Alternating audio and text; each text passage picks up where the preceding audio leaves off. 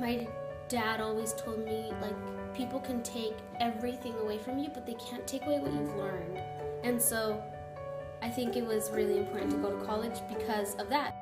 My name is Natalie Rodriguez. I am a graduate from California State University, Channel Islands. I graduated with a bachelor's in psychology.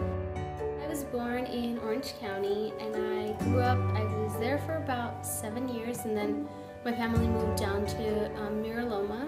My name is Edgar Jimenez. I attended California State University, Channel Islands. I was born in a little town called El Molino in the state of Jalisco, Mexico.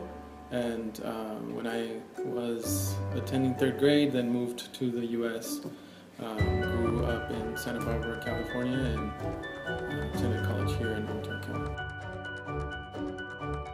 Being a first-generation student, I was the first in my nuclear family to go to college, so that was a big deal.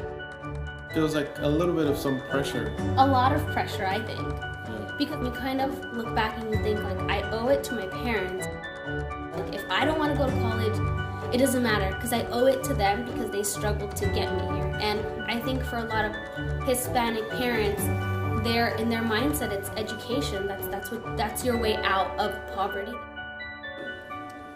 Financially, my family was low income, but I think I never felt low income because I always had everything I needed. But on paper, I was low income, so it was just kind of interesting trying to become a first-generation graduate. Being low income, I didn't know how to navigate, and I didn't know what resources were out there for me.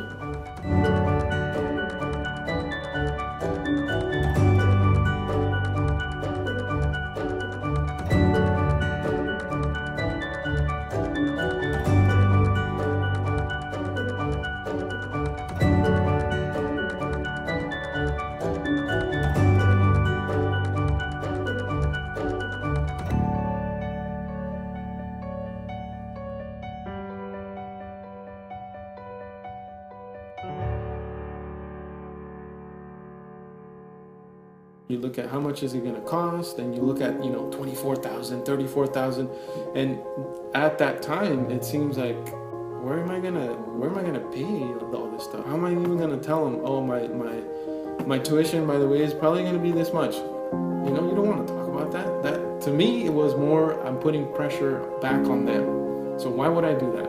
$30,000 for a low-income family is not realistic. It's not a realistic, here you go, or your college fund has been started. That's not something that we do,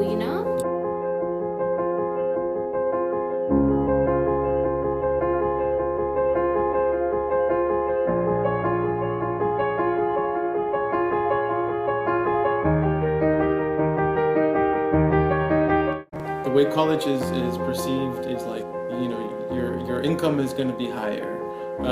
You're going to be able to one day own a home, own a car. So you think of all these things like, oh, okay, I can go to college and I can better myself financially. And at least in the Mexican culture is, you traveled all these miles and you got here to come to the American dream, and this is the way that you can contribute to that. Speaking for myself, mom didn't finish elementary, dad didn't finish school, I think he only went up to like junior high. So I wasn't surrounded by individuals who were thinking at that level. So, and I think even if it was a topic at the dinner table, no one knew at the dinner table how to apply. I'm like confident enough to say that that's part of being a first generation student. The fact that the parent also becomes a part of the first generation experience, because they don't have somebody that went, or they didn't go themselves, or their parents didn't go, So that's something that you normally don't think about when you bring up like first generation issues. And I feel like parents that have gone through college understand that, oh, they're in finals week. They need space. But to my mom, it was almost disrespectful that I didn't call her. You're rejecting them. Or you're not rejecting me, or I'm not important to you. You're probably over there having fun because they don't see you what you're doing. So they're like, what do? You don't do anything. So how is it that you don't even have time to call me? And I think in all this ties into that first generation. You're a first generation student, and they're a first generation parent of a student. All these little things that I wish I would have known when I was applying, I didn't have all that information, so I think it was pretty stressful, but I got by.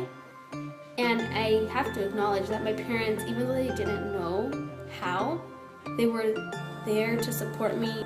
I didn't have the answers, but they were still walking the walk with me. And then at the end, I know that graduating, my parents were like, yeah, you did it. And I said, no, we did it because you guys had to deal with me not calling and being okay with that. That's why this diploma is half yours and half mine. I put in the book smart, but you put in the rest. You gave me that push when I needed it. I think for me, it was worth it walking across the stage, seeing my parents' faces. But at the end of the day, it was worth it because I see a lot of people that don't go to college or don't invest in their future or invest in their education, and it's so much harder for them. There comes a point where they cannot advance, and I know that I'm just barely touching the surface. I know I can do so much more because I'm willing to go back to school and take those classes and work for it. And then I take away from it how humbling it is and how lucky I am to have been able to go through the process and make it out and be able to say or be an example and say you can do it. It's hard, but you can do it.